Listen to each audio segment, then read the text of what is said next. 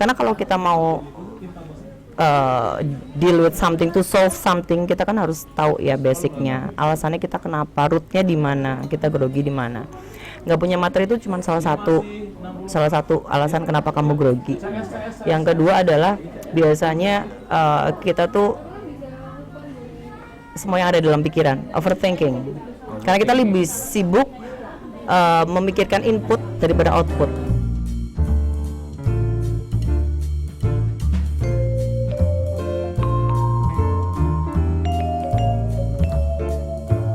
Kamu kan dulu ini ya, penyiar radio ya? Penyiar, itu penyair. Dulu aku siaran 2000, dari 2000 berapa ya? 2004. 2003 masuk kuliah, 2004 aku mulai siaran. Zaman-zaman Imokor ya? Ingat rambutku ya. Dulu aku sing gitarannya yang lumbung jitok ya. Iya, jadi dulu aku emang pengen banget jadi penyiar dari SMA tuh. Kan anak SMA suka dengerin radio gitu, terus kayak jadi penyiar seru ya, dan itu adalah cita-cita. Kayaknya anak sekarang pada dengerin radio nggak? Ya juga ya, udah nggak relate lah kayaknya. Kalau orang zaman dulu mah dikit-dikit radio dipanjer, jadi vibe bahwa penyiar radio itu keren itu dulu masih ya, dan aku ingin jadi bagian dari orang-orang keren tersebut, walaupun akhirnya ya ora sih tetap tidak keren. Ada nama udara gitu kan? Ya nama udara. Nama udaranya siapa? Oli. Soalnya dulu gini, aku dulu siaran di radio anak muda tuh, Crash FM dulu namanya. Crash FM, the real hit station. The truly station. Real station apa Paduka ya? Dulu itu kan anak muda banget, karena mereka kiblatan 99ers Bandung kan. Keren lah dulu. Dan dulu tuh kritiknya dari owner itu justru dari namanya aku sama warna suara aku. Namanya aku pertama ora muda belas ya. Ya nggak sih, Woro Daru kayak Woro, aduh. Bareng DJ Woro gak enak. Akhirnya aku dipilih nama Oli gitu, Oli, jadi biar gampang diinget, terus manut. Oke. Sampai sekarang masih ada yang manggil Oli, kayak rasanya jelek banget ya. Itu terus habis itu aku pindah ke radio yang lebih dewasa muda. The adult station ya? Iya, adult station, dan ternyata tekanan yang aku rasakan di radio muda itu tidak lagi, karena memang suaraku sesuai sama radio adult adult station itu. Yang sekarang berapa detik skip gitu? Yang sampai sekarang tuh masih, karena aku juga secinta itu sama radio itu sih, karena mengajari banyak banget hal ke aku gitu. Jadi namanya waktu itu sama ibu manajernya, Bu saya pakai nama siapa ya? Ya Woro aja. Oh iya, karena kan namanya wis tua ya. Di situ malah siaran ngerasa lebih enak, karena kalau dulu aku dipaksa untuk nadanya tinggi terus jadi kayak halo gitu-gitu. Kesel temen nih karena siaran, kesel karena lah suaranya bisa gie gitu kan. Tapi pindah, ternyata memang waktu itu tempatku belum sesuai gitu. Tapi di dua-duanya banyak belajar juga sih. Ada ini pengalaman yang unik gitu, dari Crash sampai ke yang adult station yang nggak bisa, yang masih inget gitu. Kalau di pengalaman Wagu lah. Kalau Wagu sih dari Nina ya, Wagu ya hidupku ya. Kadang-kadang aku namanya baru dari Wagu. Kalau zaman di Crash itu adalah aku paling penyiar tersering dimarahin. Kenapa ya? Karena nggak bisa bagi waktu. Kan dulu ya sosokan band-bandan juga. Kalau kuliah sih tidak saya pikir ya. Kuliah otak pikir. Cuman dulu kayak pengen nyoba semua hal, emang band-bandan lah, kerja part time lainnya lah gitu. Jadi sehari aku dulu pernah ada 3 kerjaan tuh, siaran, terus aku juga ngider jadi marketing kartu, bukan marketing sih, lebih kayak promo-promo buat kartu-kartu provider gitu loh, XL dulu. Terus aku juga jaga distro Flea, kamu tahu nggak? Di Flea dulu. Pernah jaga distro Flea, jadi 3-tiganya mbapit loh, semuanya karena ekonomi ya pemirsa. Hajar KB, nah itu aku paling sering ya, entah telat, entah nggak disiplin gitu. Ada oval riset yang baru nggak? Kenapa? Oval riset. Oval. Itu favoritku banget sih. Ya ampun, oval. Dulu aku punya baju baru gara-gara aku kerja di Flea loh, Iya, jadi nggak ngambil gaji, dapatnya kaos 2 buat MC. MC-nya 75.000 bayarannya. Luar biasa dulu. Itu sih paling sering dimarahin. Ada rencana ini balik lagi? Menikah? Oh udah. Inosensi ya? Ya dulu ya band metal, apa sih namanya, band apa sih itu? Band alternatif ya. Alternatif ya, iya. Nah sekarang ini bedanya apa nih? Woro dulu sama Woro yang sekarang. Paling itu aku yang bikin pertanyaan ya, tapi kegedewek kok. Woro yang dulu dan Woro yang sekarang. Ya alhamdulillah sekarang lebih ukti ya. Alhamdulillah. Insyaallah. Walaupun tidak istiqomah, doakan ya. Kalau dulu ya, kalau sekarang kan udah ibu-ibu, udah punya anak dan semuanya memang sudah tidak sama lagi. Aku kan nikah muda nih, umur 23 aku udah nikah, 22 atau 23. Tapi karena punya anaknya lama, jadi masih vibe-nya vibe kebebasan, masih vibe gadis gitu, kayak main tetap, kerja tetap, nongkrong tetap, iya metal tetap ya walaupun udah pantes ya. Terus kemudian ada anak, jadi memang semuanya lebih dipikir, walaupun mikirnya entah gitu ya, semuanya lebih mikir, lebih titis gitu loh. Dan kayak semua yang jelek dari aku, baik dari aku kecil sampai aku gede, termasuk itu masalah komunikasi dan lain sebagainya, itu aku kumpulin dan aku cari nih, aku breakdown, ini aku nggak beresnya di mana, aku beresnya di mana, yang bagus yang mana. Nah kemudian aku buat bekal buat pendidikan anak ya. Kayak gitu. Nah ini kayak apa, biar pede anaknya itu gimana cara ngajarinya?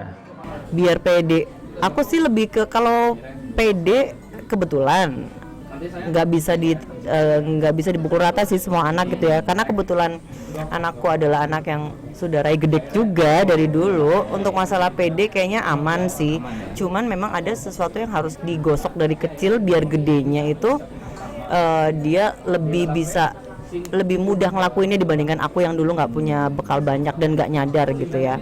Dan mamaku juga waktu itu, orang tuaku juga tidak terlalu sadar bahwa komunikasi itu jadi hal yang sangat penting buat nantinya aku ke depan gitu.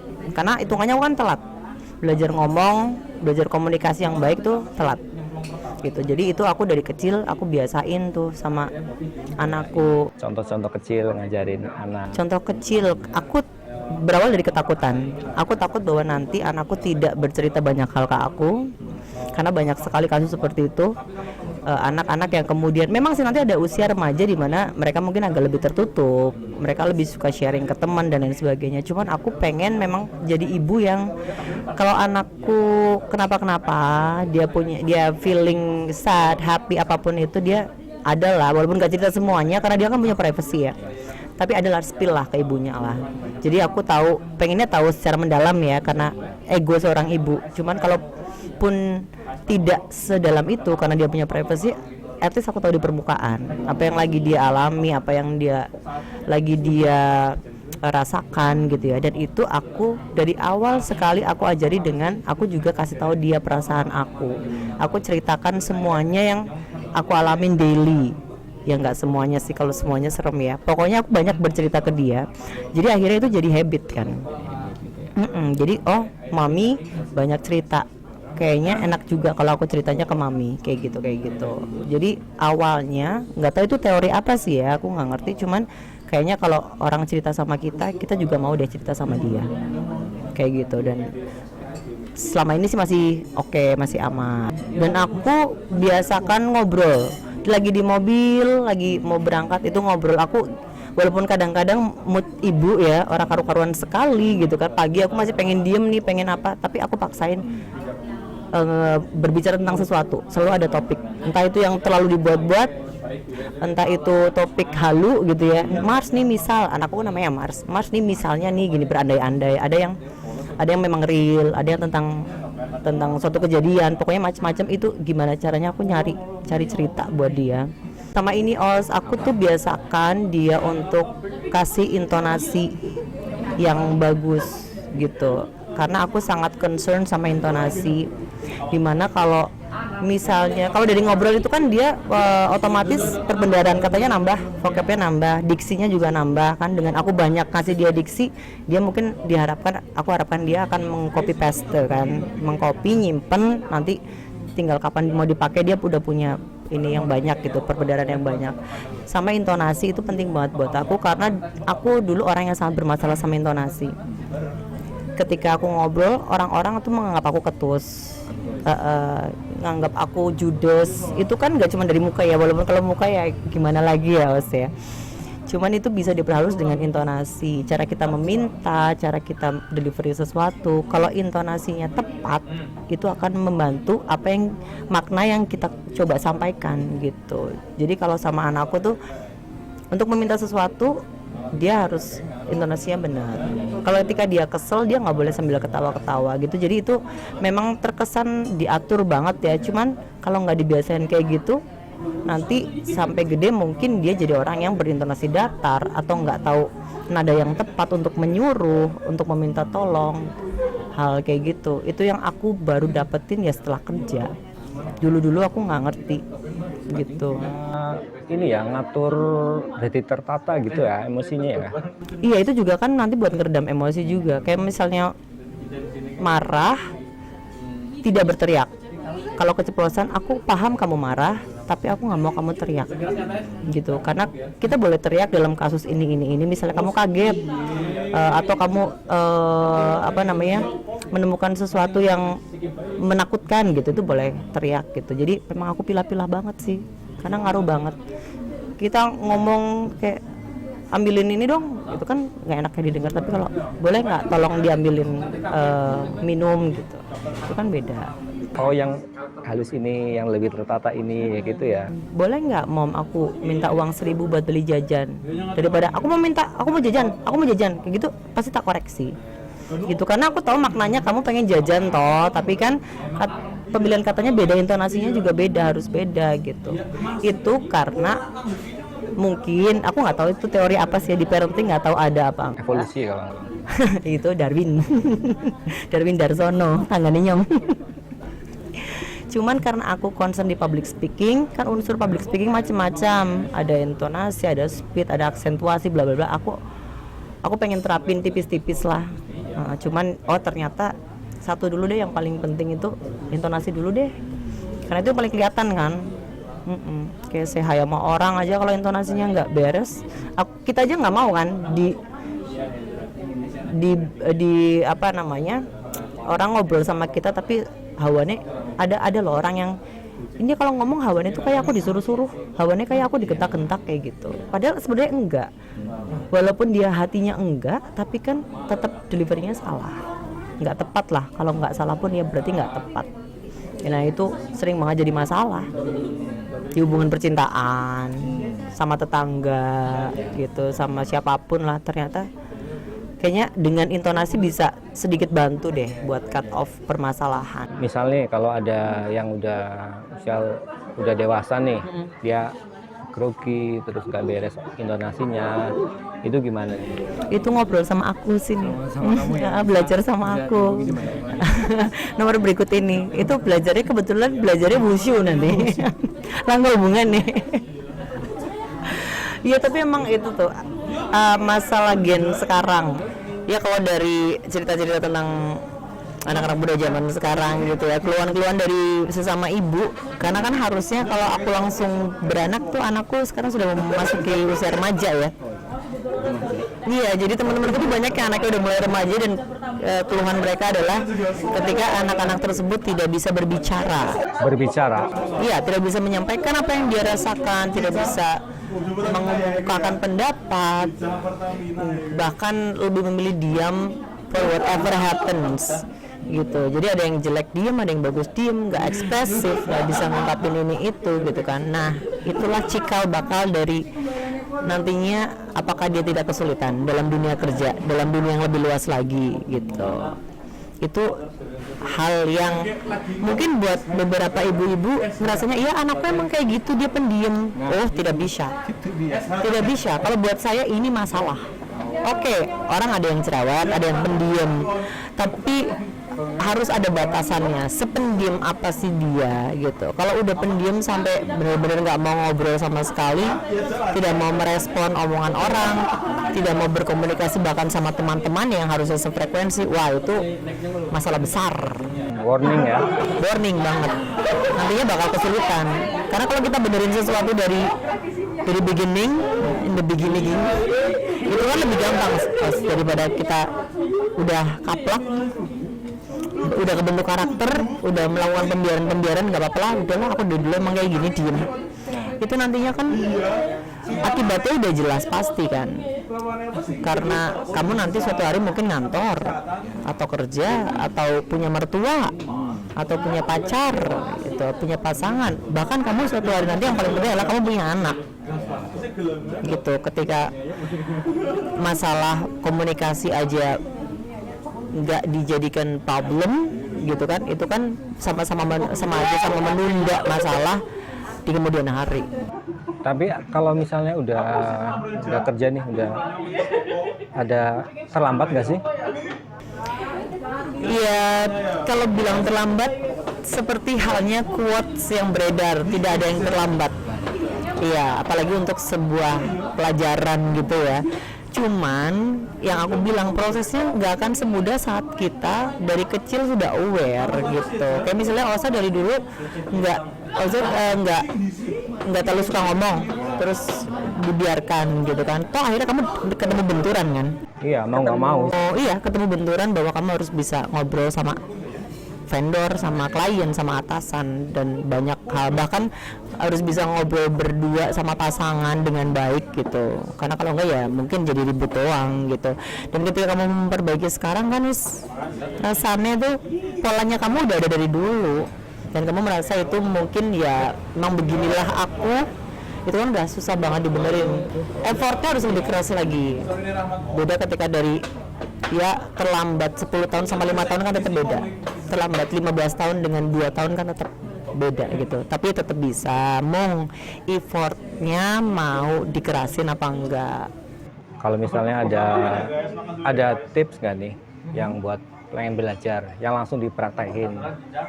Yang langsung dipraktekin, belajar komunikasi atau belajar ngomong, karena ngomong itu adalah bagian dari komunikasi gitu. Jadi kalau misalnya kamu pengen tahu yang mau dibenerin atau yang nggak beres sama kamu itu di komunikasi atau cara berbicara, itu kan tinggal sebenarnya kita harus lebih tahu diri kita sendiri gitu kan. Apakah selama ini kita nggak banyak bermasalah sama orang karena miskomunikasi? Benar, ini udah masuk ke tips ya berarti ya?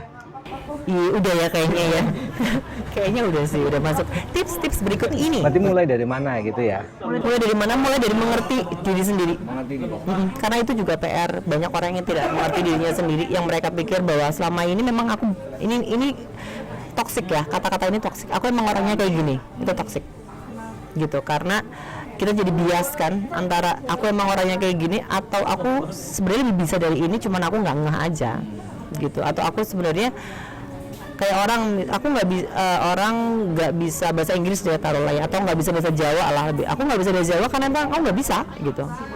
Padahal sebabnya banyak, karena kamu nggak pernah belajar bahasa Jawa, karena orang tua kamu bukan orang Jawa atau gimana, itu kan sebabnya banyak. Nah kalau kita mau berdiri di sini kan rootnya di mana dulu, sama ketika kamu mau benerin komunikasi, masalah komunikasi memang apa dulu gitu. Apakah kamu kalau yang grogi tadi udah kita bahas gitu ya. Apakah kamu memang kesulitan sekali untuk menemukan kata-kata?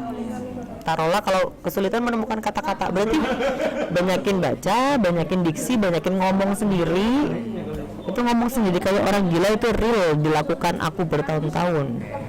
Jadi setelah ini nih, maaf ya aku potong. Setelah aku akan potong terus gaji kamu. Setelah mengetahui diri sendiri, praktis yang paling valid dan itu sangat working adalah ngomong sendiri. Dan biasa mendeskripsikan segala sesuatunya. Contohnya misal aku ngelihat ini nih tanaman, deskripsiin tanaman itu apa sih? Atau narasikan ini, oh ada tanaman di dalam sebuah pot kecil, vas kecil dengan air, dan kemudian kita bisa melihat akarnya, dan di bawah pot tersebut ada batu-batu yang disusun sedemikian rupa, bla bla bla bla. Tanaman itu berwarna hijau, dia tidak terlalu besar dan tidak terlalu kecil, dia berbatang bla bla bla bla gitu. Kalau misalnya ada pediren nih kalau misalnya What is pediren anyway? mimpin doa, mimpin rapat kayak gitu kan. Bentar, kayak mimpin doa tuh nggak kamu banget deh. Ada pernah. Oh ada, maaf ya. Oke. Iya. Mimpin doa. Sebenarnya aku browsing dulu cara memimpin doa pembukaan, cara pembukaan presentasi kayak gitu. Itu salah nggak sih kayak gitu? Kalau ngomong salah atau enggak sih? Enggak sih, karena mungkin kamu memilih cara itu yang cocok buat diri kamu. Cuman kalau aku misalnya kalau taruhlah dari teori public speaking gitu ya. Untuk apapun itu kan kita punya core, punya dasar, punya basic gitu ya. Mungkin yang OS lakukan adalah lebih ke buat materi. Kalau kita bilang itu kayak sistem pembelajaran SKS, tahu nggak? Sistem kebut semalam. Koro, terima kasih ya sudah mampir ke sini. Sama-sama menyenangkan ini, sangat menyenangkan iya. Udah ngasih insight public speaking. Ini kalau diterusin sampai malam. Sampai 2025.